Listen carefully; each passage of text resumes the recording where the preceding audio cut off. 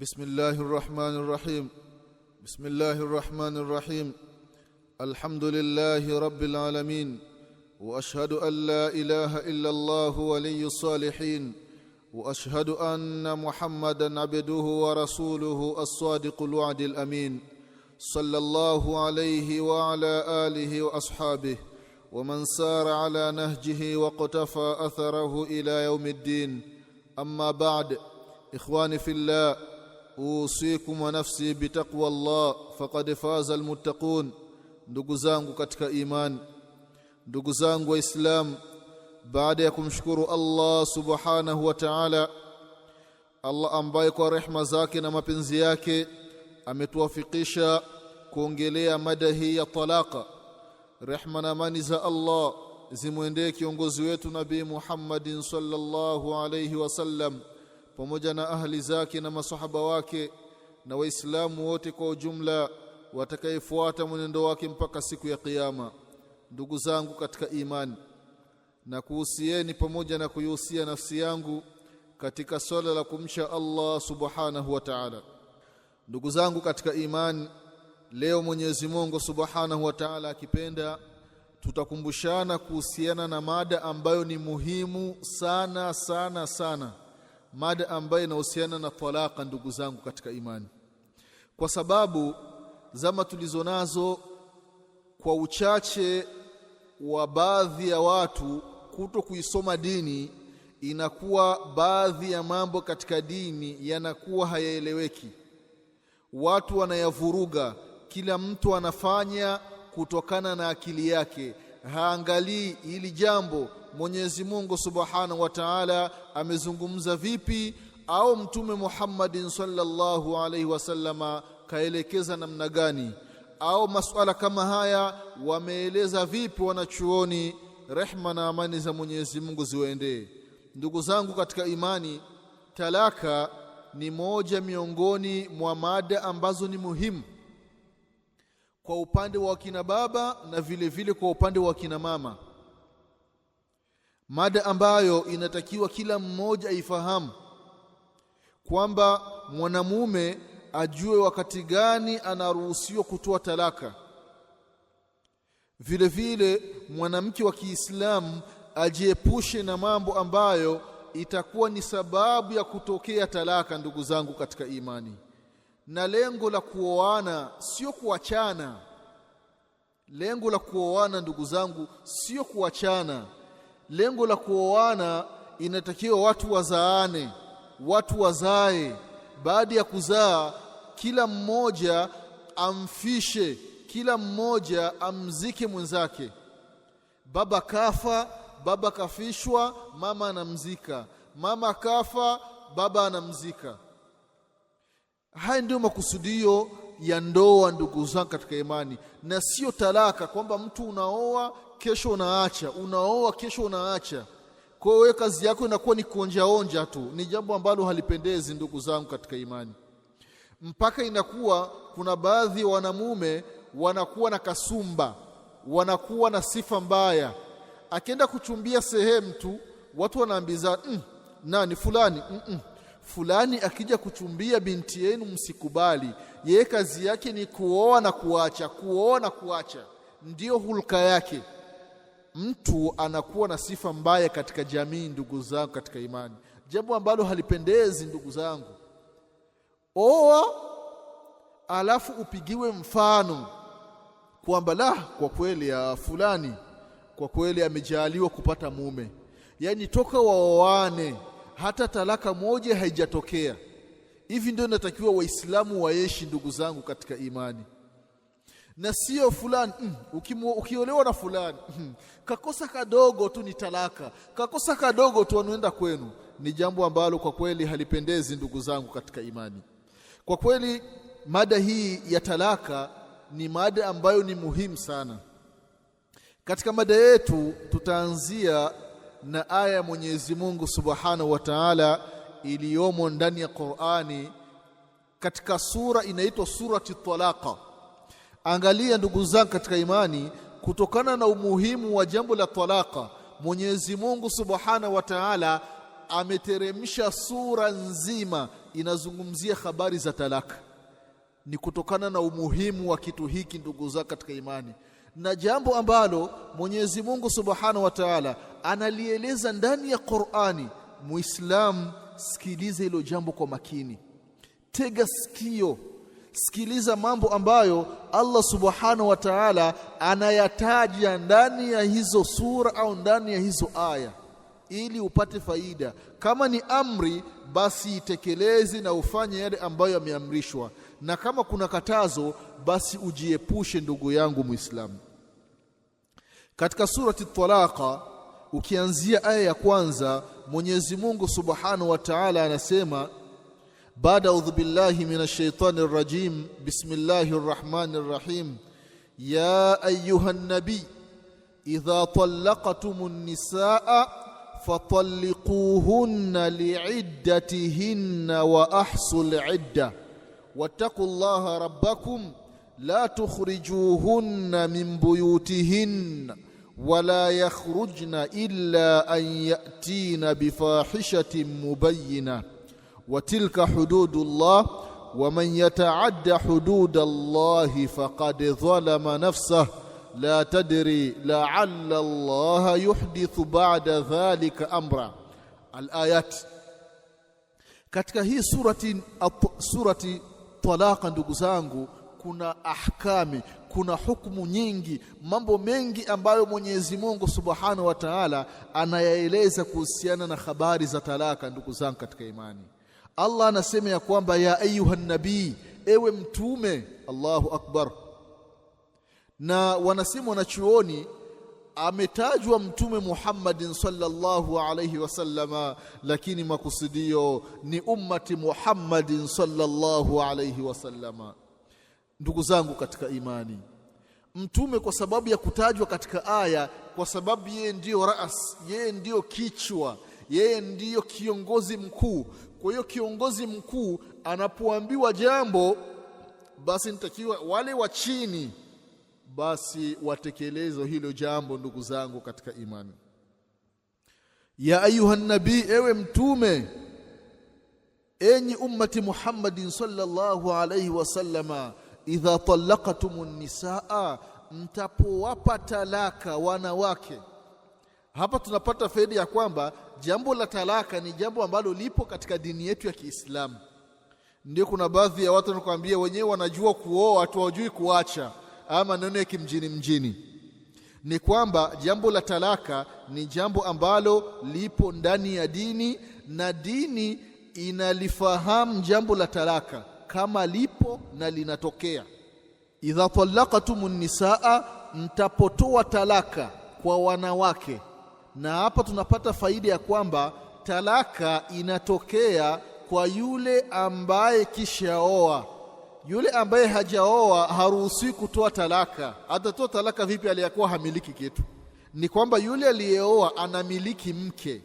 Kwa sababu anamiliki mke, basi talaka kwake inaruhusiwa kwa sababu anamiliki kitu. Kwa hiyo idha talaqtumun nisaa, mtapowapa talaka wanawake. Idha talaqtumun nisaa, pale sababu zitapojitokeza za kuwapa talaka wanawake, basi Mwenyezi Mungu anasema fatalliquhunna li'iddatihinna. Hiyo talaka itoeni wakati mwanamke akiwa katika hali ambayo ni safi, katika hali ambayo ni nzuri. Ndiyo hapa wanasema wanachuoni rahimahumullahu, Mungu wa rehemu, ya kwamba talaka namna ya kutoa zimegawanyika katika sehemu mbili. Kuna talaka inaitwa ni talaq albid'i ambayo ni muharram. Kuna talaka ya kibid'a, talaka bid'iyya, na kuna talaka ambayo ni sunniya. Kuna talaka ya kibida na kuna talaka ya kisunna. Sasa Mwenyezi Mungu Subhanahu wa Ta'ala katika aya anatuelekeza na kutufahamisha talaka ya kisunna namna inavyokuwa, kwamba mtapotoa talaka kwa wanawake, kwa wake zenu, basi wapeni talaka, toweni talaka wakiwa katika hali ambayo ni nzuri. Hali gani hiyo? Liiddatihinna, mwanamke apewe talaka asiwi yupo katika siku zake. Hili ni katazo ndugu zangu katika imani. Usimpi talaka mwanamke akiwa katika hedhi. Hapana. Mwanamke vile vile usimpi talaka baada almujamaa, baada ya jimai. Umefanya tendo la ndoa na mke wako, baada ya kumaliza tendo la ndoa halafu unampa talaka kwamba kuanzia leo sio mke wangu. Au wengine wanaandika kabisa, mama fulani kuanzia leo ni siku fulani, tarehe fulani, mwezi fulani, mwaka fulani, saa fulani, naandika hii talaka, mama fulani sio mke wangu, baada ya kuwa amekishafanya naye tendo la ndoa. Hii talaka ni ya bid'a, ni talaka ambayo haifai, ni talaka ambayo ni ya haramu. Ndugu zangu katika imani, talaka ya kisunna ni mwanamume baada ya kutokea sababu za kumwacha mwanamke. Sasa mwanamume akaamua kutoa talaka kwa mke wake. Mume atoe talaka hali ya kuwa hajakutana na mke wake. Mume anatoa talaka kabla hajakutana na mke wake katika tendo la ndoa. Hii ni talaka ya kisunna. Vile vile usimpi talaka mwanamke akiwa katika siku zake. Hii ni talaka ya kibid'a ndugu zangu katika imani. Mwenyezi Mungu Subhanahu wa Ta'ala ametuelekeza hivyo ndugu zangu katika imani, kwamba itapotokea sababu ya kupewa wanawake talaka, basi wapewe talaka katika hali ambayo ni nzuri. Isiwe baada ya kufanya tendo la ndoa au akiwa katika siku zake. Apewe talaka akiwa safi, yani yeye mwenyewe anajisikia kwamba hana mimba, asina wasiwasi. Maana yake anapepewa talaka baada ya kufanya tendo la ndoa, atakuwa na wasiwasi mwanamume. Yawezekana baada ya tendo la ndoa Mwenyezi Mungu Subhanahu wa Ta'ala amekadiria kupatikana mimba. Sasa mwanamume anakuwa na wasiwasi, sasa huyo naweza nikampa talaka akaenda kule mimba ikawa kubwa, alafu nikabisha kwamba sio mtoto wangu. Na vile vile mwanamke anakuwa na wasiwasi, isi mimba imeingia hapa. Vile vile patakuwa ni madhara makubwa kwa mwanamke, atakaa siku nyingi katika talaka. Siku zitakuwa nyingi. Ndio wanasema wanachuoni, sababu gani talaka ya kibida imekatazwa? Kwa sababu wanasema ikiwa talaka ya kibida itatokea, basi mwanamke katika ida yake atakaa siku nyingi. Kwanza ile atakaa zile siku mpaka ile hali yake ya kike imalizike. Na wakati hali yake ya kike kabla haijamalizika, anahesabika kwamba sio mke tena, ameshapewa talaka. Kwa hiyo anakuwa ananyimwa baadhi ya haki. Kwa sababu gani? Anahesabika sio mke. Alafu ukiongeza na ile miezi mitatu ya kukaa eda ya yule aliyoachwa, kwa inakuwa ni zaidi ya miezi mitatu. Kwa hiyo mwanamke anapata madhara kiasi fulani. Vile vile kama tulivyotangulia kusema, na mwanamume atakuwa na wasiwasi, inawezekana mimba imeingia hapa. Kwa hiyo bora ndugu zangu katika imani, wale wanamume ambao wanakasumba, hii ni kasumba, wanakasoro ya kutoa talaka, ni jambo ambalo halipendezi ndugu zangu katika imani. Halipendezi hata kidogo jambo la talaka ndugu zangu katika imani. Inatakiwa Muislamu amzikane. Ukiona uko na mke wa kwanza, Mwenyezi Mungu amekufanyia wepesi, au mke wa pili. Lakini wallahi zama tulizonazo, baadhi ya wanamume wanafanya makosa. Anamuoa mwanamke, wameanza na maisha ya chini kabisa. Inafikia wengine wanalala kwenye mrago, wengine wanalala kwenye mkeka. Ndiyo maisha yanaanza hapo chini kabisa, hamna godoro, hamna nini.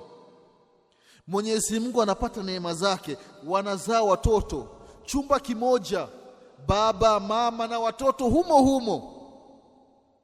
Inafikia sasa wengine ikibidi sasa mke na mume kufanya tendo la ndoa mpaka wawafukuzi watoto waende nje, au wanasubiri mpaka watoto pale wamelala wanafanya tendo la ndoa kwa siri. Hapo hamna masauti, hamna nini. Sasa baada ya muda Mwenyezi Mungu Subhanahu wa Ta'ala analeta neema zake, mwanamume anapata kazi nzuri, mwanamume Mwenyezi Mungu anamfungulia riski, anajenga, anakuwa na gari, nyumba ya fahari, alafu anaanza kumnyanyasa yule bimkubwa, yule mwanamke wa kwanza. Anamletea visa, mwanamume anaanza kwenda nje, anatafuta watoto wadogo wadogo, anakuwa analala nje, mara anaoa mke wa pili. Haijakatazwa kuoa mke wa pili, lakini yule bimkubwa ambaye uliyopata naye tabu mwanzo, mpe haki yake, usimnyimi, usimdhalilishi. Raha zote inakuwa sasa ni kwa bimdogo. Bimkubwa anaonekana hana chochote, si lolote, kazi yake tu anaongeza idadi ndani ya nyumba. La ilaha illa Allah. Utu upo wapi ndugu zangu katika imani? Bimkubwa mmetoka naye mbali, haifai kumtupa, nitakiwa umwenzi, ale raha sasa na yeye. Ndugu zangu katika imani, hii aya katika surati Talaqa, aya ya kwanza, wanasema wanachuoni rahimahumullahu kwamba kuna sababu nuzul, yani sababu iliyopelekea mpaka hii aya Mwenyezi Mungu Subhanahu wa Ta'ala kuiteremsha. Ukiangalia katika Sunan Ibn Majah katika hadithi Abdullah ibn Abbas radhiyallahu anhuma, anasema ya kwamba Umar ibn al-Khattab, kutoka kwa Umar ibn al-Khattab radhiyallahu anhu, kwamba Mtume sallallahu alayhi wasallam talaqa Hafsa radhiyallahu anha, kwamba Mtume sallallahu alayhi wasallam alimpa talaka bi Hafsa, mama yetu Hafsa binti Umar ibn al-Khattab radhiyallahu anha wa an abiha, kwamba Mtume sallallahu alayhi wasallam alimpa talaka bi Hafsa radhiyallahu anha.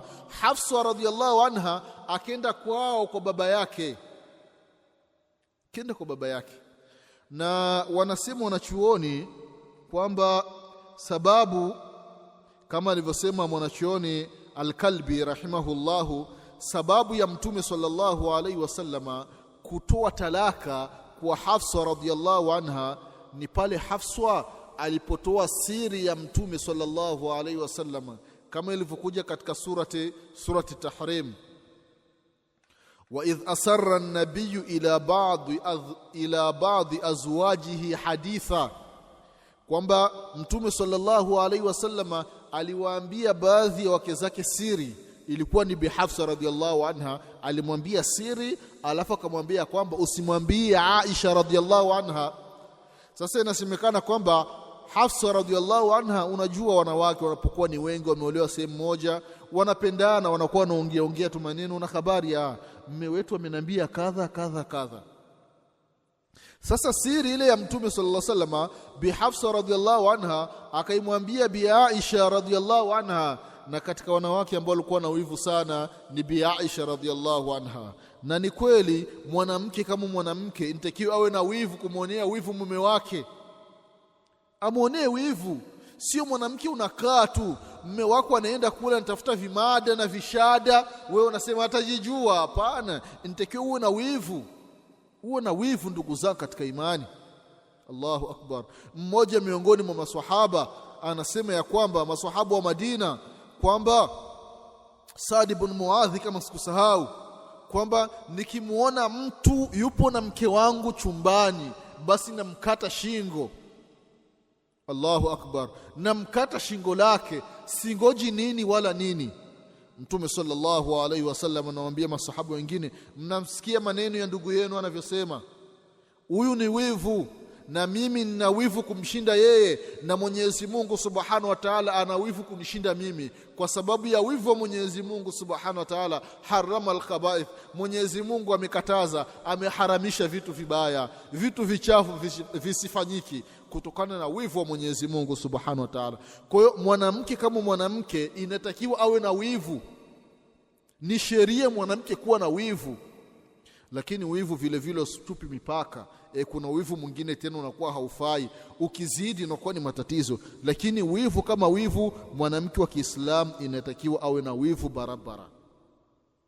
Kwa hiyo Bi Hafsa radhiallahu anha, baada ya kutoa siri ya Mtume sallallahu alaihi wasallam kumwambia Bi Aisha radhiallahu anha, Mtume sallallahu alaihi wasallam akachukia na lile jambo, akampa talaka Bi Hafsa. Bi Hafsa kaenda kwao. Bi Hafsa alipofika kwao, Jibril alayhi salam, kama ilivyokuja katika Sunan Sa'id ibn Mansur rahimahullah katika Tabaqati al-Kubra, Jibril anakuja na aya, anakuja na ujumbe maalum kutoka kwa Mwenyezi Mungu Subhanahu wa Ta'ala.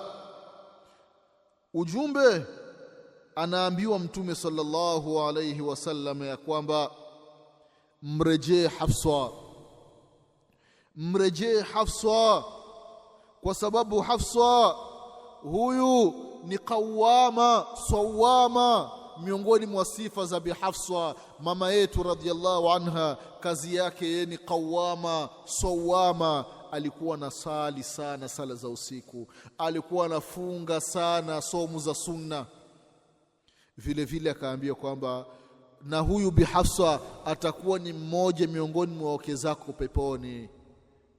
Mtume sallallahu alaihi wasallama thumma rajaha, kisha kamrejea Bi Hafsa radhiyallahu anha. Ndugu zangu katika imani,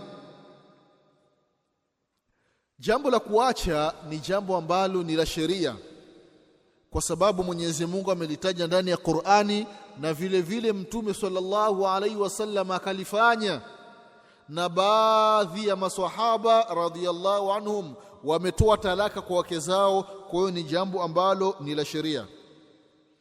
Wanachuoni vile vile wanasema, kama anavyosema mwanachuoni As-Siddi rahimahullahu, kwamba sababu nuzuli ya aya imeshuka kwa sababu ya Abdullah ibn Umar radhiyallahu anhuma, kwamba talaka imra'atahu haidha, alimpa talaka mke wake akiwa katika siku zake. Abdullah ibn Umar radhiyallahu anhuma, inasemekana amempa talaka mke wake akiwa katika siku zake za hedhi. Hili jambo Umar ibn al-Khattab radhiyallahu anhu akalisikia, akaenda kwa Mtume sallallahu alaihi wasallam akamwambia, ya Rasulullah, mtoto wangu Abdullah amempa talaka mke wake akiwa katika hali yake ya kike. Baada ya Mtume sallallahu alaihi wasallam kuambiwa hizi habari, akamwambia Umar ya kwamba aambiwe Abdullah ya kwamba amrejee. Faamarahu Rasulullah sallallahu alayhi wasallam bi an yurajiaha, amrejeshe yule mke wake, amrejeshe nyumbani. Thumma yumsikuha, kisha aishi naye hatta tatuhur, mpaka ile hali yake iondoke. Watahidhi, baada ile hali yake ya hedhi kumalizika, alafu akawa safi, alafu uje mwezi mwingine aingie katika siku zake. Thumma tathur, kisha ataharike.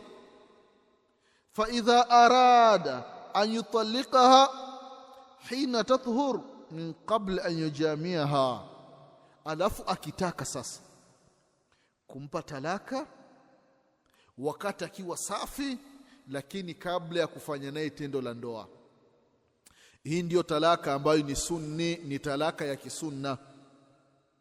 Mtume sallallahu alaihi wasallam akasema, fatilka al-iddatu allati amara Allahu ta'ala an yutalliqa laha an-nisa, hii ndiyo eda na ndiyo talaka ambayo Mwenyezi Mungu Subhanahu wa Ta'ala ameamrisha ya kwamba wanawake ikibidi waachwe, basi waachwe katika hii hali. Kwamba Abdullah ibn Umar alimpa talaka mke wake akiwa katika siku zake, akarejeshwa, ni kwamba hii talaka inakuwa ni batil, haisabiki kisheria. Akamwambia aishi naye. Baada ya kuishi naye, alafu siku zake zile za hedhi zimalizike. Baada ya kumalizika zile siku, aoge, ajitoharishe, alafu akae, alafu aingie tena katika siku zake. Baada ya kuingia kwenye siku zake zimalizike, ajitoharishe, alafu sasa awe safi. Mume wake akitaka kumpa talaka ndio ampe, lakini kabla ya kukutana naye. Hivi ndivyo Muislamu anaruhusiwa kufanya kati yake na kati ya yule ambaye anataka kumpa talaka. Na jambo la talaka, ndugu zangu, katika upande wa sheria wanakuambia talaka. Maana ya talaka wanasema ni halu aqdati tazwij, yani sababu kuoana ni mafungamano, yani kama wanavyosema watu, yani ni kufunga pingu za maisha, kwa maana ni mkataba mnawekeana jambo la kuoana. Sasa inapotokea talaka ni kwamba sasa zile pingu zinakunjuliwa, zile pingu zinafunguliwa, pingu za maisha. Kila mtu anajijua, kila mtu anaenda kivyake, kila mtu anakwenda alikotoka. Ndugu zangu katika imani, talaka kwa kweli ni jambo ambalo linaruhusiwa kisheria, na wanachuoni rahimahumullahu wakatofautiana katika kauli mbili kwamba hali talaq mubah au mahdhur, kwamba talaka ni sheria, talaka ni halali, au talaka ni jambo ambalo halifai. Ndugu zangu katika imani, ni kwamba tukiangalia dalili za kisheria ndani ya kitabu cha Mwenyezi Mungu Qur'ani na ndani ya sunna sahihi za mtume wetu Muhammad sallallahu alaihi wasallama, ni kwamba talaka ni jambo ambalo ni la sheria, ni sunna mtu kutoa talaka pale inapobidi. Lakini pale mtu anapotoa talaka bila sababu ya kisheria, hii inakuwa ni makruhu, ni jambo ambalo linachukiza. Yani mfano mtu ana mke wake, mke ni mutaabida, mke anafanya ibada, mke anawaheshimu wazazi wa mume, mke ana tabia nzuri, mke hana matatizo, alafu mume anaandika talaka, anamwacha mke wake. Kwa kweli ni jambo ambalo halipendezi.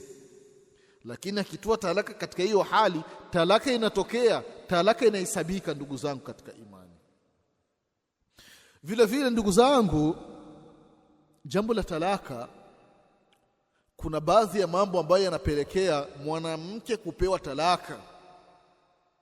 Mwanamke kupewa talaka ndio anavyosema al-Imam al-Ghazali rahimahullah katika kitabu chake Ihya Ulumuddin. Anakuambia kwamba mambo sita ukiyaona kwa mwanamke, basi mpe talaka haraka, usisubiri nini wala nini. Ni mambo mengi ambayo yanapelekea mwanamke kupewa talaka, lakini akaeleza sita kwa haraka kwamba mwanamke akiwa na moja kati ya haya mambo sita, we mwanamume usisubiri nini wala nini, mpe talaka haraka iwezekanavyo. Ni mambo gani hayo? Anasema al-Imam al-Ghazali rahimahullah ya kwamba la annana wala mannana wala hannana wala haddaqa wala barraqa wala shaddaqa. Haya ni mambo sita, ni sifa sita ambazo mwanamke akiwa nazo mpe talaka, au akiwa na moja kati ya haya mambo sita. Akasema la annana, mwanamke ambaye ana sifa ya annana. Annana ni mwanamke ambaye wakati wote ni kulaumu tu, wakati wote tu yeye kazi yake ni kujipamba tu. Ukikaa kidogo ninunulie mafuta fulani ni ya nywele, ukikaa kidogo ninunulie mafuta ya mwili, ukikaa kidogo ninunulie nguo fulani, ukikaa kidogo nataka chakula fulani. Mpaka mume anakuwa hana raha. Mwanamke ni kujipamba tu, mara anajipaka ina, sijui mara anajipaka vitu gani. Ukimwambia niletee maji ya kunywa mke wangu, na wewe naye unanisumbua, umengoje nimeshaoga, nimeshajipodoa ndio unaanza kunisumbua, unanituma maji. Wewe ukisimama miguu itakatika. La haula wala quwwata illa billah. Wapo wanawake kama hawa, wanawake wa maajabu. Mume wake anamwambia mama fulani, hebu niwekee maji bafuni, nataka nioge.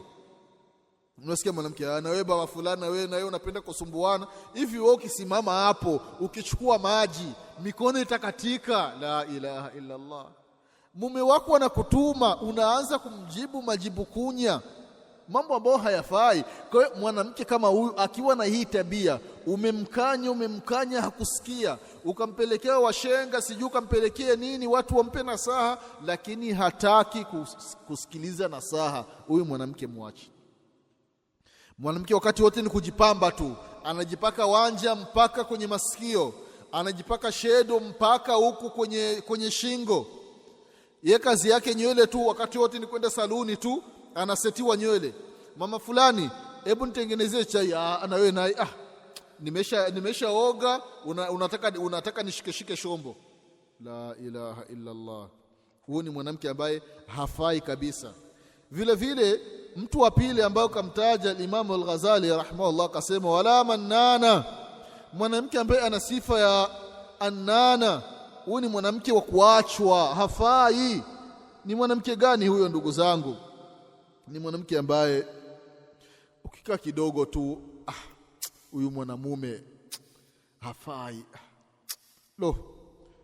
Kwa kweli najilaumu, yani najuta kuolewa na wewe.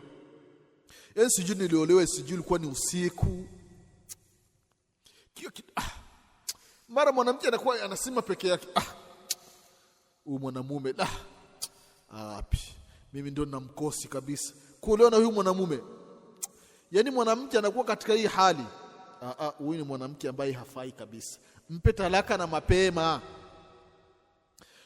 Sifa ya tatu akasema wala hanana, mwanamke ambaye ukikaa kidogo tu, tena huyu ni mwanamke ambaye ameshaolewa, kisha olewa, ima mume wake kafa au kapewa talaka ya kwanza, ya pili, ya tatu, kaolewa na mume mwingine. Sasa anaanza visa katika mume wa pili. Sasa ndio hanana, huyu mwanamume huyu anifai kabisa, afadhali ule mume wangu wa kwanza. La ilaha illa Allah. Akika kidogo, we haunifai kabisa we, wala hata uniridhishi. Yani namkumbuka hata ule mume wangu wa kwanza. Wewe mwanamke, ndugu yangu, kama mke wako yupo katika hii hali, mpe talaka na mapema. Kama umeshamwambia aacheni na haya maneno lakini bado hajakoma, mpe talaka yake na mapema, hakufai. Au mnazaa naye watoto, halikuwa mwanamke alikuwa ameshazaa kwa mume mwingine, mkizaa naye watoto, angalia vitoto ambavyo umezaa, vitoto vibaya. Lakini angalia watoto ambao nilizaa na mume wangu wa kwanza, watoto wameshiba, watoto wamependeza, lakini angalia vitoto vyako vimekonda. La ilaha illa Allah. Huyu ni mwanamke ambaye kwa kweli hafai, ndugu zangu katika imani. Jambo lingine ambalo kasema Imam Al-Ghazali rahimahullah, kasema wala hadaqa, mwanamke ambaye ukikaa kidogo tu anamwambia mume wake, nataka ununulie nguo fulani. Anamnunulia nguo nyingine, ikitoka nataka ununulie nguo fulani. Mume akimwambia kwa sasa sina pesa, nikipata nitakununulia. Unasikia mwanamke, wewe nilikuwa najaribu tu, siku gani ulishanunulia nguo? Yani ule wema wote ambao mume kamfanyia anausahau kabisa. La ilaha illa Allah. Na ndio maana mtume wetu Muhammad sallallahu alaihi wasallama alipokuwa akitoa darsa za wanawake, siku moja alipanga siku maalum, anakuwa anawatolea mawaidha wa kina mama. Katika mawaidha ambayo mtume sallallahu alaihi wasallam alitoa, akawaambia wanawake ya kwamba wanawake watakuwa ni wengi katika moto wa jahannama. Mmoja miongoni mwa kina mama akauliza, akasema, ya Rasulullah, kwa sababu gani sisi ni wengi motoni? Mtume sallallahu alaihi wasallam akasema ya kwamba kwa sababu wanawake takfurna al-ashira, wanawake mnakufuru wema. Yani unaona mwanamke mmeishi naye, mmezaa watoto 6, watoto 10, wengine wenye bahati wa kizazi cha haraka wanapiga mpaka watoto 20. Sasa unamnunulia nguo, unamnunulia mafuta, kile ambacho anataka unamnunulia kutokana na uwezo wako. Siku moja tu pakitokea kitu fulani kimepitishwa pale, watu wa kuuza urembo wamepita pale, au kuna nguo fulani imetoka, kuna kitenge fulani kimetoka, kuna kanga fulani imetoka. Sasa mke anakwambia wewe mume wangu, hebu nunulie hii kanga na naipenda. Ukimwambia sina pesa, mwanamke anasema na we nilikuwa najaribu tu, siku gani ulishaninunulia kitu we? La ilaha illa Allah. Wema wote wa nyuma mmeishi miaka 20, 30, 40, anasahau kwa siku moja. Hii ndiyo sababu iliyopelekea mtume wetu Muhammad sallallahu alaihi wasallama kusema ya kwamba wanawake wengi watakuwa ni kuni miongoni mwa kuni za moto wa jahannama. Allah, dada yangu, jitahidi usiwe miongoni mwa hizo kuni za moto wa jahannama. We unaridhika na kile kichache ambacho anakupa mume wako. Mume wako kukununulia mafuta, shukuru, muombe dua, mwambie Mwenyezi Mungu akuzidishie mume wangu, Mwenyezi Mungu akupe kila la kheri mume wangu. Mume wako akukuletea nguo, mume wako akinunua chakula fulani, sio maneno ya ajabu. Kila siku ugali na dagaa, haiwezekani. La ilaha illa Allah. Mpaka inafikia baadhi ya watu wanasema ugali na dagaa umegeuza sasa ni ugali na misumari. La ilaha illa Allah. Leo mmepika nini? Leo ni ugali na misumari. La haula. Yani dagaa ndio misumari, haifai. Mtu chakula anakuwa sasa na kidharau. Na we naye napata tabu, yani kuolewa na huyu mwanaume huyu, yani ni tabu. Kila siku ni ugali, kila siku ugali.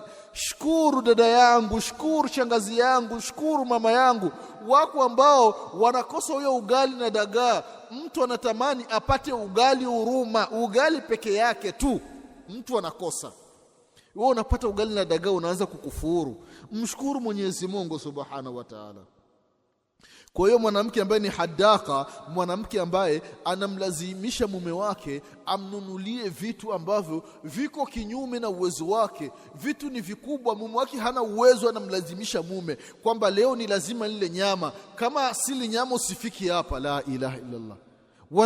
Wanawake wengine wallahi wanaofanyia waume zao tahdidati, yani anaweka vikwazo, kama haukuleta nyama wewe usifiki hapa, wala anamwambia usinisemeshi. Inafikia wengine mpaka anawaambia wanawake wengine wakosa adabu, wakosa aibu, wanawaambia waume zao ya kwamba kama ukununulia au atukula nyama leo, basi usiku utaona, yani usiku sikupi. La ilaha illa Allah. Ni makosa dada zangu, haifai kufanya haya mambo. Kile ambacho mume wenu, waume zenu wanakupeni, ridhikeni na hicho, ndugu zangu katika imani. Jambo lingine ambalo amelitaja Imam al-Ghazali rahimahullahu kwamba mwanamke akiwa nalo basi mpe talaka haraka. Akasema wala baraka, mwanamke ambaye ni mchoyo, mwanamke ambaye anataka ale peke yake, mwanamke ambaye wakija wageni basi yeye chakula anaficha, wageni wakiondoka chakula ndio anakitoa. Huyu mwanamke hafai, hafai, hafai. Inafikia wanawake wengine anaweka chungu cha ugali jikoni, maji yamechemka, anataka kusonga ugali, wakiingia wageni wa mume tu basi yale maji yanabadilishwa yanakuwa ni maji ya kuoga. Haya ni maafa. Huu ni msiba ndugu zangu. Mwanamke akiwa na tabia ya uchoyo, umeshampa nasaha, umeshampa nini, lakini hasikii, anaficha ficha tu vitu. Wakija ndugu wa mume anawanyima chakula, lakini wakija ndugu zake anawahudumia, anachangamka, anafanya nini? Huyu hafai, hafai. Fukuza, swaga haraka na mapema. Na sifa ya 6 ikiwa kwa mwanamke akasema wala shadaka, mwanamke ambaye ana ulimi mrefu, mwanamke ambaye ulimi wake uko juu ya ulimi wa mume wake, mwanamke ambaye ana sauti ndani ya nyumba kuliko hata mume wake. Huyu ni mwanamke ambaye hafai, hafai, hafai. Mke wako akiwa na hii hali, fukuza, muandikie talaka aende kwao. Hakufai, hakufai, hakufai. Wanawake wengine hawana aibu. Mwenyezi Mungu Subhanahu wa Ta'ala anasema ndani ya Qur'ani ya kwamba ar-rijalu qawwamuna 'ala an-nisa, wanamume ndio nitakiwa wawe topu ndani ya nyumba, wawe wasimamizi, ndio wasemaji wa mwisho. Lakini katika zama tulizonazo wanawake kabisa wanakuwa hawana aibu, wanawake hawakufunzwa majumbani kwao. Haya yanakuwa ni matatizo. Mwanamke anakuwa na sauti mbele ya mume wake. Mume hana thamani mbele ya mke wake. Mume akisema kitu, mwanamke anasema wewe kaa kimya, unasema nini? Mimi ninasema na wewe unasema, funga kinywa chako. La haula wala quwwata illa billah. Msiba huyu, haifai. Kwa hiyo mwanamke akiwa na ulimi mrefu, maneno, kauli ndani ya nyumba kuliko mume, huu ni mwanamke ambaye hafai kabisa kuwa mke wa mtu. Ndikiwa apewe talaka baada ya kupewa nasaha, na kama kushikamana na zile nasaha basi anapewa talaka. Kwa hiyo haya ni mambo 6. Yapo mambo mengine mengi ambayo ni sababu inayopelekea mwanamke kuachwa na mume wake. Ndugu zangu katika imani, kwa kweli jambo la talaka ni jambo ambalo ni la sheria, na mume anapoona kwamba kwa kweli vitendo vya mke wangu hapana, vimenifika shingoni, sina jinsi ila ni kumpa talaka aende kwao, niishi kwa salama, huenda Mwenyezi Mungu akanijalia nikapata mke ambaye atakuwa ananisikiliza. Dada zangu, jiepusheni na mambo ambayo itakuwa ni sababu ya kupewa talaka na waume zenu. Ndugu zangu katika imani, kuna jambo lingine ambalo ni vizuri tulijue. Mtu ambaye anayepewa talaka, kwa sababu Mwenyezi Mungu Subhanahu wa Ta'ala amesema ndani ya Qur'ani katika aya ambayo tulianza nayo iliyopo katika surati Talaqa, Mwenyezi Mungu anasema ya kwamba mtapowapa talaka wanawake, basi fatalliquhunna li'iddatihinna wa ahsul li'idda. Na vile vile ile eda ile, maana yake mwanamke anapopewa talaka inatakiwa akae eda. Sasa wa ahsul li'idda, ile eda inatakiwa muhisabu zile siku za kukaa eda. Na mwanamke ambaye amepewa talaka inatakiwa akae miezi 3, 3 quru, akae miezi 3. Ndio Mwenyezi Mungu anasema wa ahsul idda, muwe mnahesabu tarehe za kukaa katika talaka, katika eda. Mwanamke anapewa talaka basi ahesabu zile siku zake za eda. Wa ahsul idda, watu wahesabu eda yao. Vile vile Mwenyezi Mungu Subhanahu wa Ta'ala akasema wattaqullaha rabbakum, intakum muokopeni Mwenyezi Mungu. Watu muokope Mwenyezi Mungu. Mwanamume wakati wa kutoa talaka apewe talaka, atoe talaka katika njia ambayo ni sahihi. Vile vile mwanamke atapewa talaka, basi Mwenyezi Mungu anasema la takhrujuhunna min buyutihinna, la tukhrijuhunna min buyutihinna. Wanawake wanapewa talaka basi wasitolewe katika majumba ya waume zao. Ni kwamba mwanamke anapewa talaka awe ndani ya nyumba ya mume wake, awe ndani, sio aende kondo akalie eda. Hapana. Maana yake kuna wanawake wengine ni wabishi, umeshanipa talaka, mimi sikai kwako, nataka niende kwetu, ni lazima niende kwetu. Mwanamke anafunga vitu vyake, anafunga mizigo yake, anaita gari au anaita ndugu zake, wanakuja wanachukua mizigo wanaenda. Haifai, ni haramu, mwanamke anapata madhambi. Wanawake wengine wallahi hawana aibu, akipewa talaka na mume wake tu, mume akienda kazini, mume akienda msikitini, mwanamke anaita gari, anasomba vitu vyote vilivyokuwa ndani, anaenda navyo kwao, mpaka nguo za mume zote anapeleka na vyombo. Mume anafika anakuta nyumba ni nyeupe, hamna kitu hata kimoja. Huu ni wizi, huu ni wizi. Haifai mwanamke kufanya mambo kama haya. Unamkomesha nani sasa? Muokope Mwenyezi Mungu Subhanahu wa Ta'ala, muokope Allah Tabaraka wa Ta'ala. Mwenyezi Mungu atakuja kukuuliza. Kwa hiyo mwanamke anapewa talaka inatakiwa akae ndani ya nyumba, kama alivyosema Mwenyezi Mungu la tukhrijuhunna min buyutihinna, wanawake wasitolewe katika majumba yao. Nyumba ya mume aliyopewa talaka mwanamke ndio akae hapo hapo, eda yake ikalie hapo. Na vile vile kuna makosa ambayo wanamume wanafanya katika talaka. Wanamume, mtu anampa mke wake talaka kwa mangumi, mateke, vichwa. Mwanamke anapewa talaka, damu zinatoka, ameshaumizwa. Hili ni jambo ambalo halifai, ndugu zangu katika imani. Kwa hiyo ndugu zangu katika imani, ni kwamba swala la talaka sio ugomvi. Kama mlivyooana, watu walivyooana kwa amani na furaha na mapenzi, panapotokea matatizo baina ya mume na mke ikafikia hatua ya talaka, basi mume asitumii hasira, ghadhabu za kumpiga, kumuumiza mwanamke wa watu.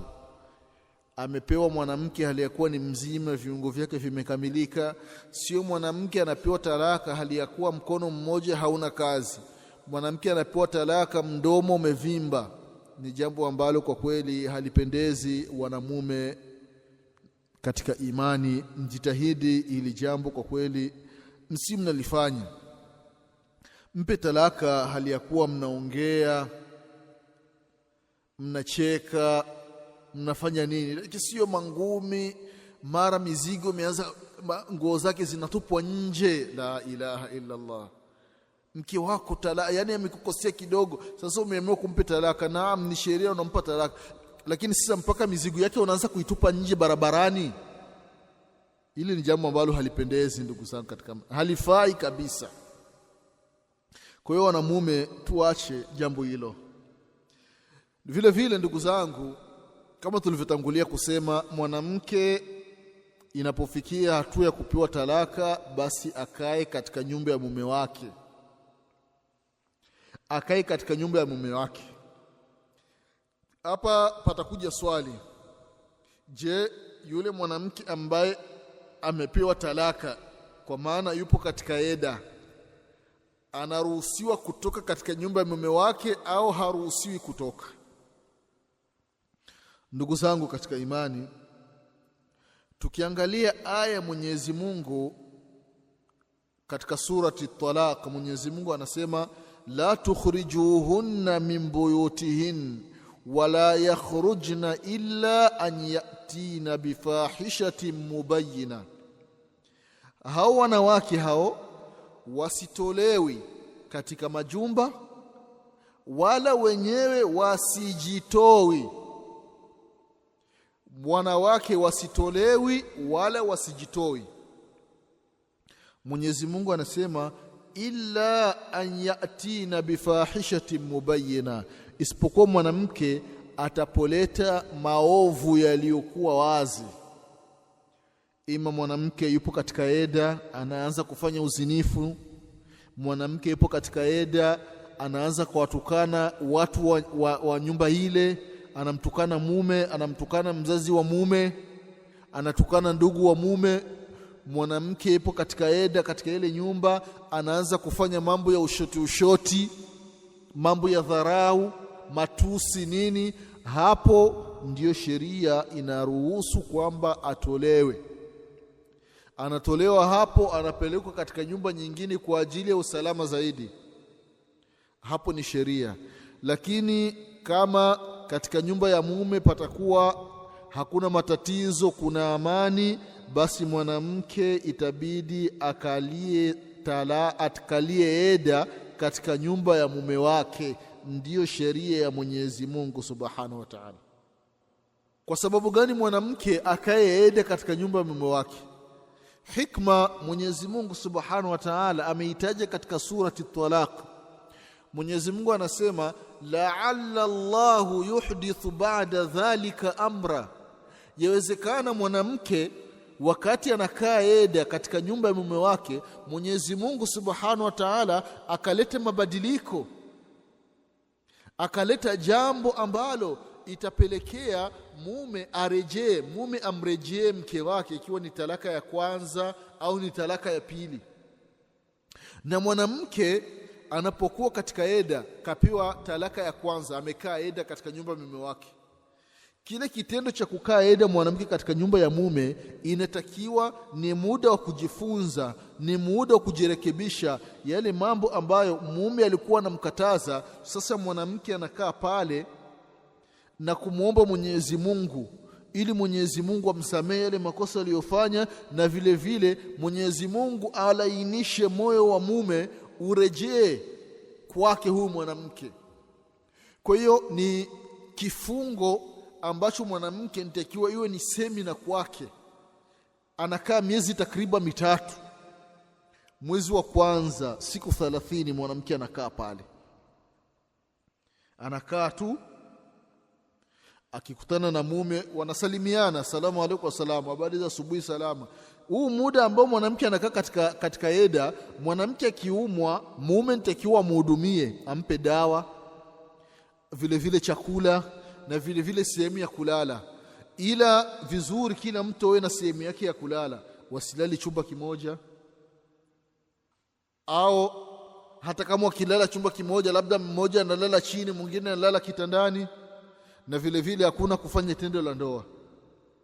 Ikiwa tendo la ndoa litafanyika, basi huku ni kumrejea mwanamke.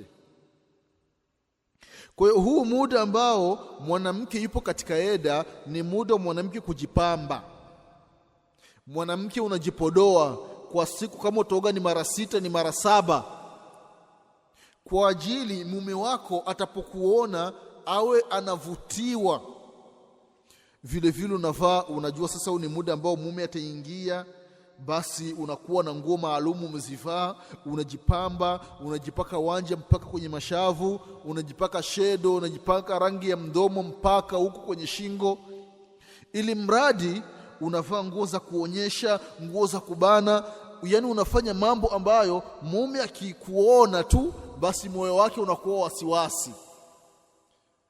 Anaweza mara siku ya kwanza, siku ya pili, siku ya tatu, hapana, amezidiwa, anakuambia mke wangu njoo huku ndani nakutaka. Kwa hiyo akikutaka unaenda, unawahi tena, unaenda unakimbia. Msemi mimi nipo kwenye eda, staki usinigusi. Akishakwambia tu anakutaka, basi eda imekwisha, na hii inahesabika ni talaka ya kwanza. Vile vile mwanamke anapokuwa amepewa talaka, kama tulivyosema, inatakiwa akae katika nyumba ya mume, asiwe anatoka. Mwanamume kwanza haifai kumtoa mke ndani ya nyumba, wala mke kujitoa, ila lidharura, isipokuwa kwa dharura, ambao wameelezwa wanachuoni kwa dharura. Na mwanamke akitoka bila dharura, mwanamke anapata dhambi, lakini eda bado ipo pale pale. Hayo ni mambo ambayo wanachuoni rahimahumullahu wameyataja. Vile vile Imam Maliki rahimahullahu na vile vile Imam Ahmad, kwamba mwanamke haruhusiwi mwanamke kwamba anatoka mchana. Mwanamke akiwa kwenye eda anaruhusiwa kutoka mchana kwa ajili ya kutafuta baadhi ya mambo, baadhi ya mahitaji yake. Ikiwa huyu mwanamke hana mtu wa kumpa mahitaji, au labda mume yuko mbali, mume kasafiri lakini kampa talaka, sasa anatakiwa aende kuemea sokoni, hapa mwanamke, Imam Ahmad rahimahullahu na Imam Maliki wanasema ya kwamba mwanamke anaruhusiwa kutoka mchana na wala haruhusiwi kutoka usiku, kwa ajili ya dharura, kwenda kununua baadhi ya mahitaji yake. Vile vile Imam Shafi rahimahullahu anasema ya kwamba mwanamke anapokuwa katika eda haruhusiwi kutoka, ikiwa ni mchana au usiku, isipokuwa mwanamke ambaye amepewa talaka 3. Talaka ya kwanza, talaka ya pili, sasa yupo katika talaka ya 3, anakaa eda ya talaka ya 3, huyu ndio anaruhusiwa kutoka. Lakini ikiwa ni eda ya talaka ya kwanza na eda ya talaka ya pili, upande wa Imam Shafi rahimahullahu anasema ya kwamba huyu mwanamke haruhusiwi kutoka, inatakiwa abaki pale, abaki ndani. Vile vile Imam Abu Hanifa rahimahullahu yeye anasema ya kwamba mwanamke haruhusiwi kutoka, ikiwa ni mchana wala usiku, wala hata yule ambaye yupo katika talaka katika talaka ya 3 haruhusiwi kutoka, kwa sababu Mwenyezi Mungu amesema ndani ya Qur'ani ya kwamba wala yakhrujna, wanawake wasitoki, wabaki humo ndani. Hiki ni kifungo, ni adhabu kwa yale ambao walifanya wanawake mpaka ikapelekea kupewa talaka. Katika hizi kauli, ndugu zangu katika imani, ni kwamba mwanamke ikiwa kuna dharura kama alivyosema Imam Malik na Imam Ahmad kwamba mwanamke anaruhusiwa kutoka kwenda sokoni kuemea, mwanamke anaruhusiwa kutoka, au labda ana shamba, sasa nataka kwenda kule kuangalia mazao yake na hakuna mtu mwingine wa kwenda kumwangalizia, hapa mwanamke anaruhusiwa kutoka ikiwa ni kwa dharura, ndugu zangu katika imani. Na vile vile kama ilivyokuja katika hadithi ya Jabir ibn Abdullah radhiyallahu anhuma, anasema ya kwamba mamangu mdogo alipewa talaka zama za Mtume sallallahu alaihi wasallama, ikabidi akataka kutoka, alikuwa yupo na shamba lake la mitende, akataka kutoka kwenda kuangalia shamba lake, akaambiwa na baadhi ya watu kwamba haifai, wewe upo katika eda. Huyu mwanamke akaenda kwa Mtume sallallahu alaihi wasallama, akamwambia Mtume sallallahu alaihi wasallama, akamwambia kwamba unaruhusiwa kutoka kwenda kuangalia shamba lako, yawezekana ukatoa sadaka au ukafanya mambo yaliyokuwa mazuri. Kwa hiyo kwa dharura kama hii, mwanamke anapokuwa katika eda anaruhusiwa kutoka katika nyumba ya mume wake kwenda katika mambo ambayo ni ya dharura, ndugu zangu katika imani. Lakini kama hamna dharura, basi mwanamke anaruhusiwa kubaki ndani akawa anahudumiwa kama biharusi. Lakini kama hakuna huduma zozote, kila kitu ni yeye mwenyewe, anajipikia, anajifulia, anajiemelea, yani kwa maana anaenda sokoni, mume tu amemwachia tu ile ya matumizi, kama ni kwa mwezi mzima atajijua, hapo mwanamke anaruhusiwa kutoka, ndugu zangu katika imani. Vile vile Mwenyezi Mungu Subhanahu wa Ta'ala amesema ya kwamba katika aya kwamba illa an ta'tina bifahishatin mubayyinah, isipokuwa wanawake wafanye kitu ambacho ni fahisha, kitu kibaya, ndio wanatolewa ndani ya majumba. Wanachuoni rahimahumullah wakatofautiana kuhusiana na neno fahisha, ni makusudio gani aliyokusudia Mwenyezi Mungu Subhanahu wa Ta'ala katika ayati talaq.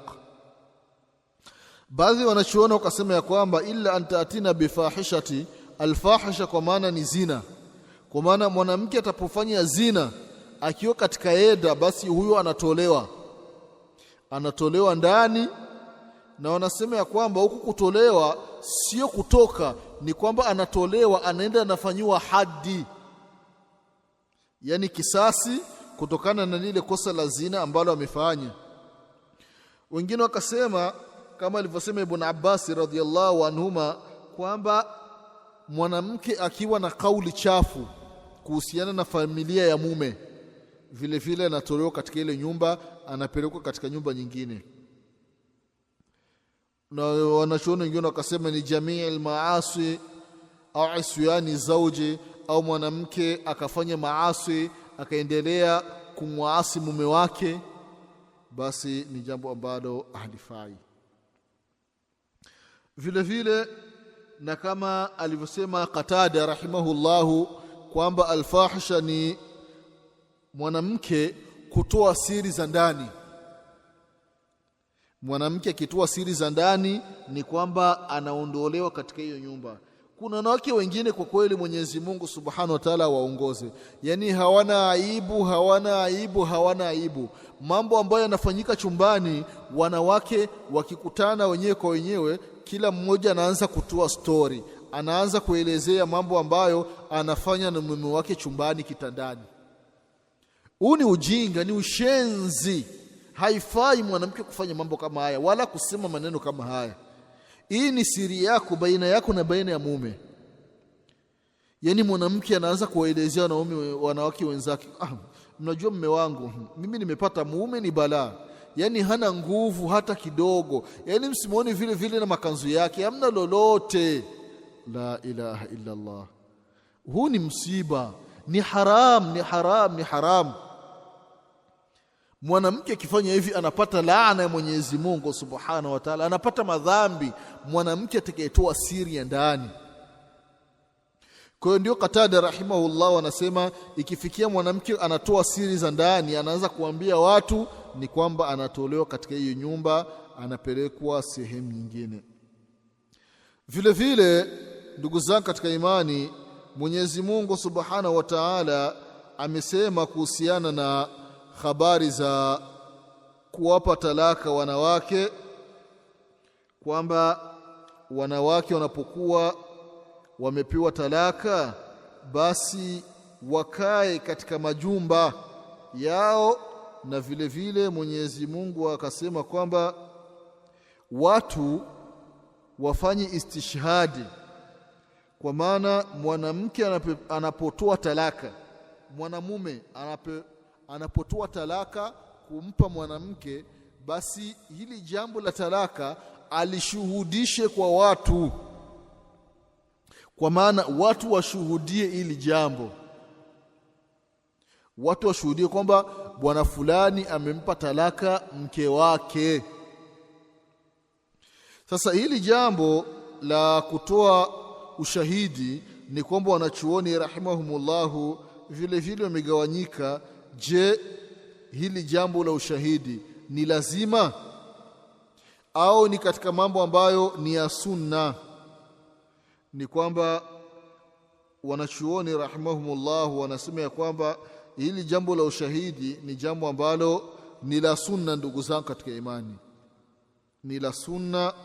Mwanamume anapokuwa ametoa talaka, basi kutoa ushahidi kwa watu washuhudie kwamba nimempa talaka mke wangu au nimemrejesha mke wangu. Wanasema ya kwamba ni jambo ambalo ni la sunna na wala sio wajibu wala sio lazima.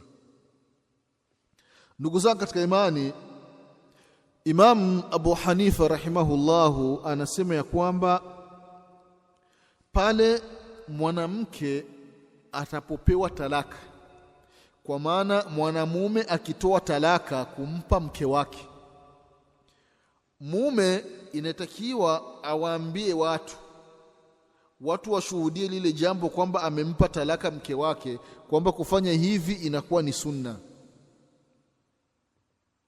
kufanya hivi inakuwa ni sunna. Na vile vile wakati wa kumrejea mke vile vile awaambie watu, bwana mke wangu nilikuwa nimempa talaka, lakini hivi sasa nimemrejea. Vile vile kufanya hivi inakuwa ni sunna. Na sababu iliyopelekea wanachuoni rahimahumullahu kusema kwamba jambo la kushuhudisha ni jambo la sunna ni kama alivyosema Mwenyezi Mungu Subhanahu wa Ta'ala ndani ya Qur'ani katika surati al-Baqara ya kwamba ya ayyuhalladhina amanu idha tadayantum bidainin ila ajalin musamma faktubuhu. Mwenyezi Mungu Subhanahu wa Ta'ala anawataka waislamu ya kwamba watapokuwa na dayana, mmoja anamdai mwenzake, lakini katika kulipana watu watalipana katika siku za mbele, labda baada ya wiki, baada ya mwezi, baada ya miezi mitatu. Mwenyezi Mungu anasema faktubuhu, basi watu waandikishiane na walete mashahidi kwamba fulani bin fulani ameniazima kiasi fulani cha pesa, Mwenyezi Mungu akipenda nitamrejeshea mwezi fulani. Hili jambo ni jambo ambalo Mwenyezi Mungu Subhanahu wa Ta'ala amelieleza ndani ya Qur'ani, lakini vile vile sio wajibu, kwa maana mtu ambaye akimdai mwenzake kwamba kama hawakuandikishiana wanapata madhambi, hapana. Ni jambo ambalo ni la sunna, ni jambo ambalo ni la sunna.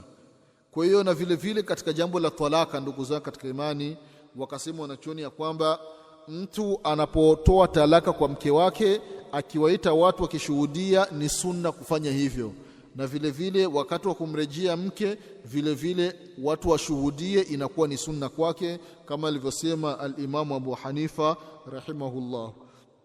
Vile vile al-Imam Shafi rahimahullah na vile vile Imam Ahmad kwamba mtu anapotoa talaka, mwanamume anapotoa talaka kumpa mke wake, kwamba talaka inakuwa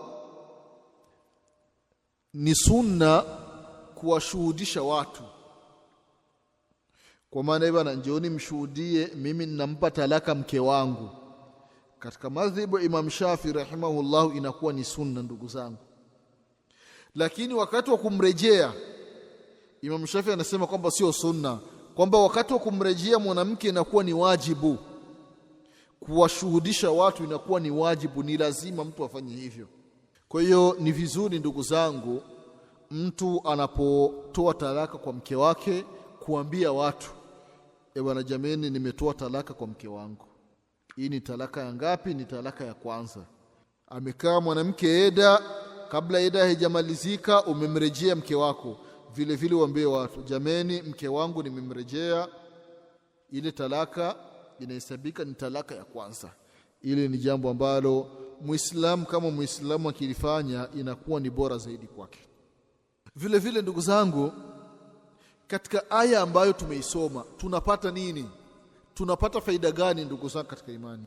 Katika faida ambazo tunapata kwamba at-talaqu sunni huwa at-talaqu alladhi yakunu fi at-tuhur lam tujami fihi al-mar'a, kwamba talaka ya kisunna ni ile talaka ambayo anapewa mwanamke akiwa tahara, mwili wake upo safi, hayupo katika siku zake, wala ule mwezi ule mwanamke hakukutana na mume wake. Hii ndiyo talaka ambayo ni ya sunna, na ndiyo faida ambayo tunaipata katika aya. Vile vile faida nyingine ambayo tunaipata katika aya ni kwamba ni makosa mtu kumpa talaka mke wake akiwa katika siku zake. Hii inahesabika ni talaka bid'a, ni talaka ya kimakosa ya kibid'a, na inakuwa ni haram mwanamume kumpa talaka mke wake hali ya kuwa yupo katika siku zake, na vile vile anampa talaka baada ya kumaliza kufanya naye tendo la ndoa. Kama tulivyotangulia kusema, ni jambo ambalo halifai. Vile vile faida ambayo nyingine inapatikana katika aya kwamba mwanamke anapopewa talaka ya kwanza na talaka ya pili, basi inatakiwa awe katika nyumba ya mume, na vile vile mwanamume inatakiwa amhudumie mke, ampe chakula, kila kitu, kama mtu anavyokuwa na mke wake, anamhudumia kila kitu. Ni jambo ambalo ni la sheria. Vile vile Mwenyezi Mungu Subhanahu wa Ta'ala akamalizia aya akisema ya kwamba tilka hududullah, hiyo ni sheria Mwenyezi Mungu Subhanahu wa Ta'ala aliyoipanga kuhusiana na habari za talaka.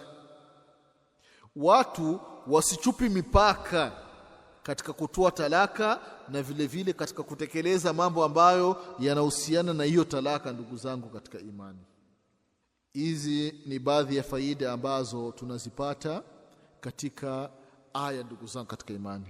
Vile vile tukiangalia aya zilizopo katika surati At-Talaq, Mwenyezi Mungu Subhanahu wa Ta'ala katika hukumu aliyoeleza kaeleza ahkamu al-idda, watu namna ya kukaa eda, wakae vipi eda. Mtu baada ya kupewa talaka sasa atakaa vipi eda yake, eda ya mtu ambaye kapewa talaka. Mwenyezi Mungu Subhanahu wa Ta'ala anasema katika surati At-Talaq ya kwamba wallai yaisna min almahid min nisaikum in irtabtum fa'iddatuhunna 3 ashhur wallai lam yahidna wa ulatul ahmal ajaluhunna an yadana hamlahun wa man yattaqillaha yaj'al lahu min amrihi yusra, mpaka mwisho wa ayati. Katika hii ahkamu al-idda Mwenyezi Mungu Subhanahu wa Ta'ala hapa anatupa picha ndugu zangu kwamba wallai yaisna min almahid, kuna wale wanawake ambao wanakaa muda mrefu wamekwisha kata tamaa na kuingia katika siku zao, miaka imekuwa mingi. Hawa eda yao itakuwa vipi wanapopewa talaka au wanapofishwa? Mtu anapewa talaka katika uzee, atakaa vipi eda yake? Na vile vile kuna wale wanawake ambao ni wadogo, bado hawajaanza kuingia katika hedhi, katika siku zao bado hawajaanza kuingia. Sasa akipewa talaka, huyu eda yake itakuwaje? Ndio Mwenyezi Mungu Subhanahu wa Ta'ala anasema ya kwamba wallai yaisna min almahid, na wale wanawake ambao wamekushafikia umri mkubwa, yani mambo ya hedhi tena wameshakata tamaa, yani wenyewe hawaingii tena katika ile hali ya kike. Vile vile wallai yaisna min almahid min nisaikum, miongoni mwa wanawake zenu ambao hawaingii tena katika siku zao. In irtabetum, ikiwa mpo na shaka eda yao itakuwaje, Mwenyezi Mungu anasema fa'iddatuhunna 3 ashhur, eda yao ni miezi 3. Kwa hiyo mwanamke ambaye ni mkubwa umri wake, yani miaka 50 na kuendelea, aingii tena katika hali yake ya kike, akipewa talaka, basi eda yake 3 ashhur, ni miezi 3. Wallai lam yahidhna, na vile vile wanawake ambao bado hawajaanza kuingia katika hali yao ya kike.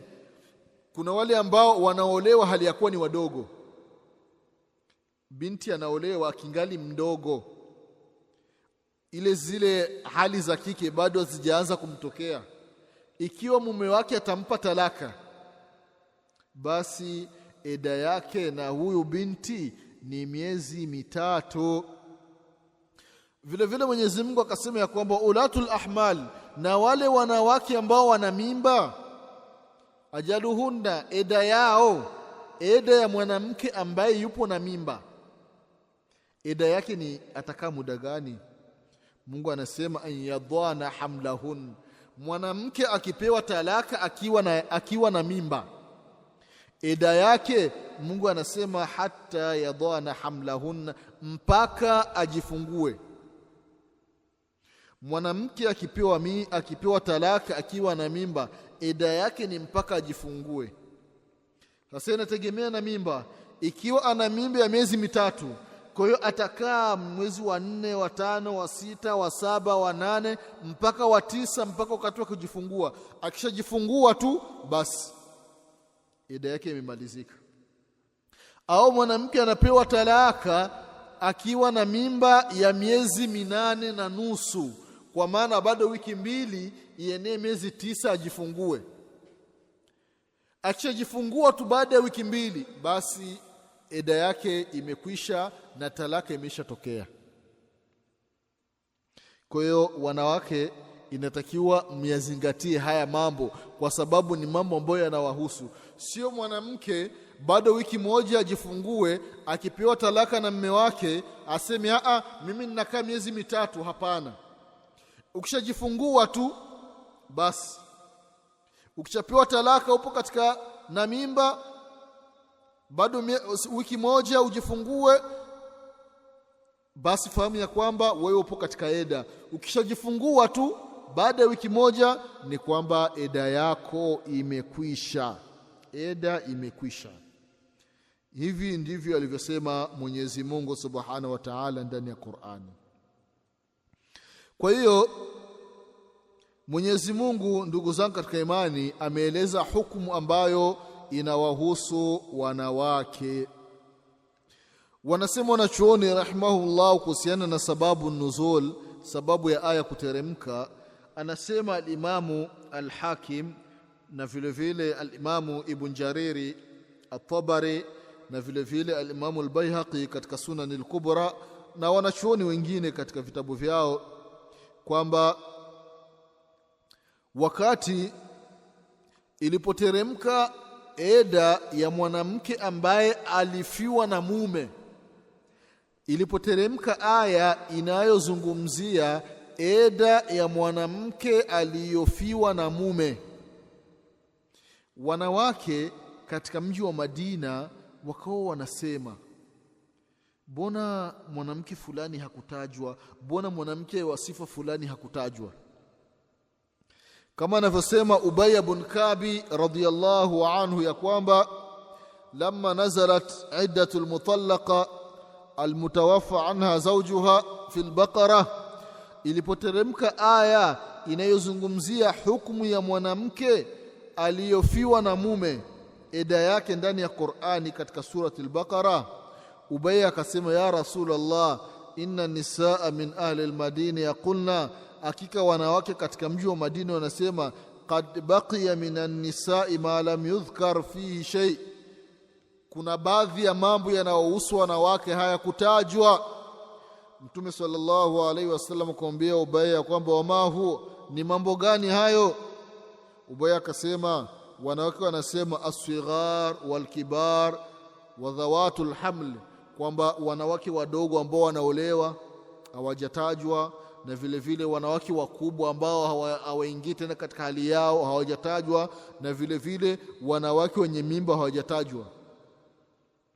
Ndiyo Mwenyezi Mungu Subhanahu wa Ta'ala akateremsha aya iliyopo katika surati Talaq ya kwamba wallai ya'isna min al-mahid min nisaikum in irtabtum fa'iddatuhunna 3 ashhur wallai lam yahidn wa ulatul ahmal ajaluhunna an yadana hamlahun, wanawake wakubwa ambao hawaingii tena katika siku zao, na vile vile wale wanawake wadogo ambao hawajaanza kuingia katika siku zao, eda yao ni miezi 3, na wanawake ambao wana mimba eda yao ni pale watapojifungua, ndiyo eda yao. Vile vile katika upokezi wa Al-Wahidi na vile vile Imam Al-Baghawi na Imam Al-Khazani rahimahumullahu wanasema ya kwamba iliposhuka aya walmutallaqat yatarabbasuna bi anfusihinna 3, ilipokuwa katika surati al-Baqara, pale Mwenyezi Mungu anasema walladhina yatawaffawna minkum wa yadharuna azwajan yatarabbasuna bi anfusihinna 4 ashhurin wa 10, na wale wanawake ambao wanafiwa na waume zao inatakiwa wakae eda miezi 4, 4 ashhurin wa 10, miezi 4 na siku 10. Hii ndiyo eda ya mwanamke ambaye kafiwa na mume, anakaa miezi 4 na siku 10. Mwanamke hajipambi, mwanamke havai nguo za thamani, zile nguo za kuvutia vutia, mwanamke hapaki ina, mwanamke hachori kujipaka vitu vile vya kuonyesha kwamba mwanamke yupo katika hali nzuri ya kupendeza, lakini mwanamke anavaa tu nguo za kawaida. Hii ni hali ambayo inawahusu wanawake ambao wamefiwa na waume zao.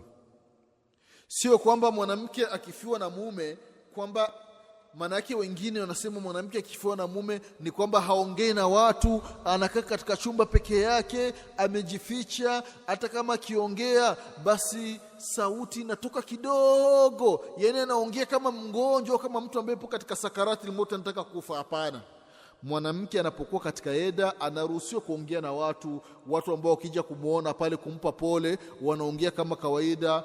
Mwanamke anaweza kaingia jikoni, mwanamke anaenda anaoga, sio kama ilivyokuwa katika jahilia kwamba mwanamke anapofiwa na mume wake basi anakaa huu muda wote yeye anatengwa, anafungiwa katika chumba, hakati kucha, habadili nguo, ni mchafu, haogi, chakula napewa umo ndani hamna kutoka, kucha hakati, mpaka ikifikia wakati wa kutoka yeye anatoka tafikiri ni mwenda wazimu. Hapana, katika Uislamu ni kwamba mwanamke ukiwa katika eda unaruhusiwa kukata kucha, unaongea na watu, unaruhusiwa kuoga, unakula chakula na watu, unaongea kama kawaida,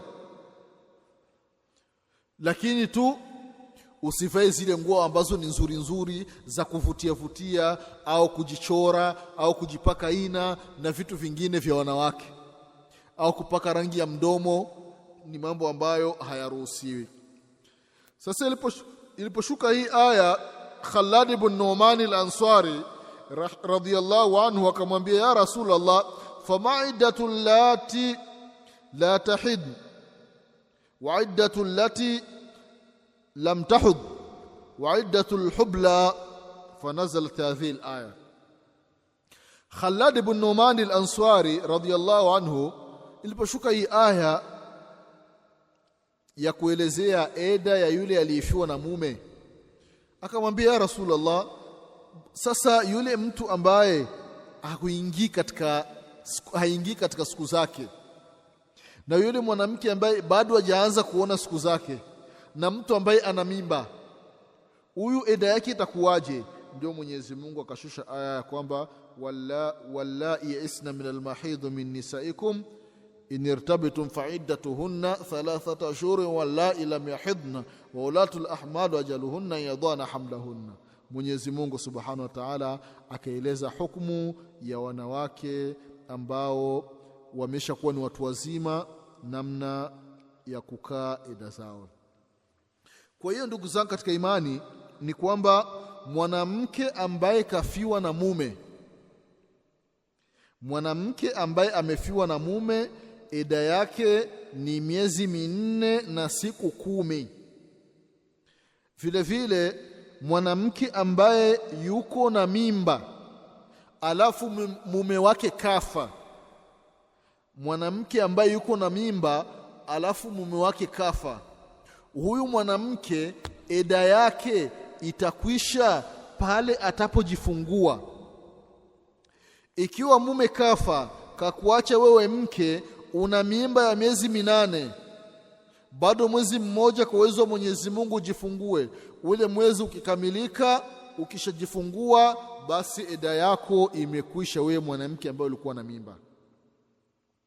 Vile vile mwanamke ambaye amepewa talaka, haoni tena siku zake, au yule ambaye bado ni mtoto mdogo hajaanza kuona siku zake, ni kwamba eda yake ni miezi 3. Miezi 3, ndugu zangu katika imani. Sasa ni faida gani ambazo tunapata kuhusiana na hii aya, ndugu yangu katika imani? Faida ambayo tumepata katika hii aya ambayo tumeitaja ni kwamba mtu atajiuliza swali, ma hiya al-iddatu al-mar'atu allati la tahid?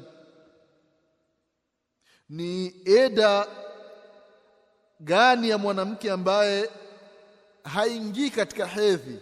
Mwanamke ambaye haingii katika hedhi, eda yake itakuwaje? Ni kwamba ni 3 ashhur, ni miezi 3. Sasa mwanamke ambaye haingii katika siku zake, ni miaka mingapi inayofika ili ile damu ikatike kwa mwanamke? Hapo akatofautiana wanachuoni rahimahumullahu.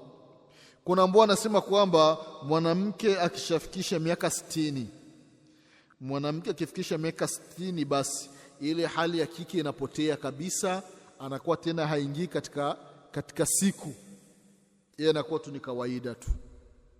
Wengine wakasema ya kwamba mwanamke akifikisha miaka 55, mwanamke anapofikisha miaka 55, basi damu inakatika, haoni tena siku zake. Wengine wakasema inategemea na ghalibu ya familia yake. Familia yake mwisho ni miaka mingapi? Kwa hiyo katika familia yake itaangaliwa mwisho ni miaka mingapi, ndio watu watakuwa wanajengea pale, kwamba katika hii familia mwisho ni miaka 60 au mwisho ni miaka 70, ndio mwisho. Wengine wakasema ya kwamba masala ya mwanamke kuto kuona siku zake kutokana na ukubwa inategemea na bia, inategemea na sehemu anayoishi. Kwa maana wanasema mwanamke akiwa anaishi sehemu ambayo ni nzuri, jao hali ya hewa ni safi, anakula chakula kizuri, ni kwamba atakawia, kwa maana ile hali yake ya kike itaendelea kwa muda mrefu. Ile hali itaendelea kwa muda mrefu, anaona hali ya kike. Wakasema lakini akiishi katika mazingira ambayo ni ya tabu nini, ni kwamba damu inawahi kukatika mapema. Hizi ni idadi za miaka ambayo mwanamke kishafikia ni kwamba haoni siku zake tena, kama walivyosema baadhi ya wanachuoni rahimahumullahu ta'ala. Vile vile ndugu zangu, ma hiya iddatul hamil, eda ya mwanamke ambaye yuko na mimba. Mwanamke ambaye ana mimba, eda yake ni muda gani? Ukiangalia katika Qur'ani, mfano katika aya zilizopo katika surati al-Baqara, mfano kuna aya ya 224, Mwenyezi Mungu Subhanahu wa Ta'ala anasema ya kwamba walladhina yutawaffawna minkum wayadharuna azwajan yatarabbasna bianfusihinna 4 ashhurin wa 10. Hapa tunapata ya kwamba mwanamke ambaye amefiwa na mume, mwanamke ambaye kafiwa na mume, mwanamke amefiwa na mume wake hali ya kuwa yupo na mimba, Mwenyezi Mungu anasema wale waliokufa wakawaacha wake wakiwa na mimba, kwamba ni 4 ashhuri wa 10, miezi 4 na siku 10, miezi 4 na siku 10. Mwanamume kafa kamwacha mke wake, basi mwanamke atakaa miezi 4 na siku 10. Lakini mwanamume amemwacha mke wake akiwa na mimba, ni kwamba mimba ida yake hata yadhana hamlahunna, mpaka wazae. Mwanamke akishajifungua hapa ni kwamba ida yake inakuwa imekwisha. Kwa hiyo ida ya mwanamke ambaye ana mimba ni pale anapojifungua. Mwanamke akiwa na mimba ida yake inakwisha pale anapojifungua, ndugu zangu katika imani. Jambo lingine ndugu zangu ni kwamba mwanamke ambaye amepewa talaka 3, je, atakaa katika nyumba ya mume na mume atamhudumia chakula? Ndio anasema wanachuoni ya kwamba hal lilmutallaqatu 3 sukuna wa nafaqa. Mwanamke ambaye kapewa talaka 3, talaka ya kwanza amekaa kwa mume wake, kabla ya kumalizika mume akamrejea. Talaka ya pili akakaa kwa mume wake, kabla ya kumalizika mume akamrejea. Akapewa talaka ya 3. Hii talaka ya 3 atakaa kwa mume wake amalizie taida yake, na akikaa kwa mume wake mume atampa chakula? Ni kwamba ndugu zangu, wanachuoni wametofautiana kuhusiana na haya mambo, kwamba ikiwa mwanamke amepewa talaka ya kwanza au talaka ya pili, hapa hakuna tofauti baina ya wanachuoni kwamba mwanamume anaruhusiwa kumhudumia huyo mwanamke sehemu ya kulala na vile vile chakula kama kawaida. Hapa hamna tofauti. Tofauti imekuja ikiwa ni talaka ya 3, itakuwaje? Je, atamhudumia? Je, atakaa kwake?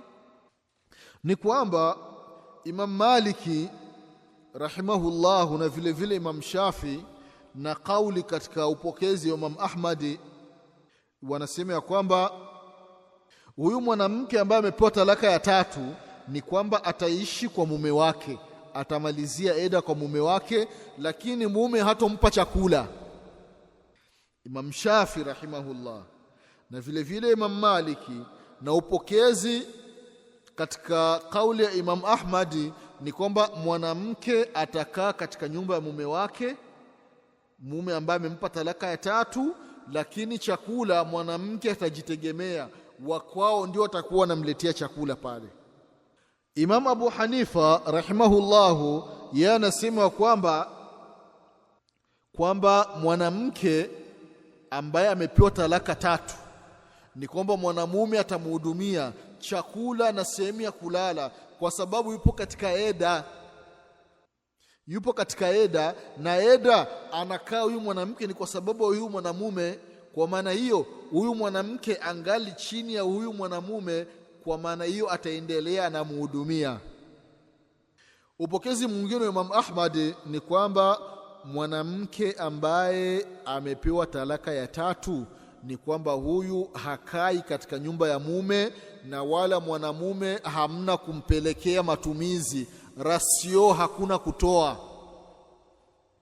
Na dalili ni kwamba hadithi ya Fatima binti Qais radhiyallahu anha, huyu mwanamke alipewa talaka 3 zama za Mtume Muhammadin sallallahu alayhi wasallama, na sehemu ambayo alikuwa anaishi ilikuwa ni sehemu ambayo inatisha, kwa maana ni kando kando ya mji. Vile vile akawa naoga kwamba labda majambazi wanaweza kuja, watu wa kubaka wanaweza wakaja wakamfanyia vitu vibaya. Ikabidi apeleke mashtaka yake kwa mtume wetu Muhammadin sallallahu alayhi wasallama, ya Rasulullah, mimi nimepewa talaka 3 na naishi mbali, niko na wasiwasi na hii nyumba ambayo ninaishi. Je, ya Rasulullah, naruhusiwa mimi kwenda kukaa eda sehemu nyingine tofauti na hapa? Na vile vile, ya Rasulullah, mume wangu huyu ambaye amenipa talaka ya 3, je, chakula kwake anaruhusiwa kunihudumia? Ni halali? Kama ilivyopokelewa katika riwaya ni kwamba Mtume sallallahu alaihi wasallam akasema ya kwamba innama sukuna wan nafaqa ala man lahu alaiha rajaa, kwamba sehemu ya kulala na masala yanayohusiana na chakula ni kwa yule mwanamke ambaye atarejea. Lakini yule mwanamke ambaye amepewa talaka 3, la nafaqata laha wala sukuna, ni kwamba huyu hana sehemu ya kukaa katika nyumba ya aliyekuwa mume wake, na vile vile mume hana nafasi ya kumhudumia. Kwa hiyo mwanamke ambaye atakayepewa talaka 3, basi aende kukaa hizo talaka 3 kwao ikiwa kuna uwezekano, au akikaa kwa mume ni kwamba mume hatomhudumia, wa kwao ndio watakuja kumhudumia pale. Ili ni jambo ambalo nitakiwa mlizingatie, ndugu zangu. Kwa kumalizia, ndugu zangu, kuhusiana na mada ambayo inahusiana na talaka, japokuwa ni mada ambayo ni ndefu, lakini tunakumbushana baadhi ya mambo tu, ni kwamba mwanamke anapopewa talaka na mume wake, yule mwanamke yuko na mimba. Sasa mwanamke akajifungua. Mwanamke akishajifungua, ikiwa mume hatomrejea mke wake, wakatengana, labda ni talaka ya 3, ni kwamba huyu mtoto aliyezaliwa huyu sio lazima mwanamke amnyonyeshe. Ikibidi mwanamke amnyonyeshe, inatakiwa huyu mwanamke alipwe na huyu mume.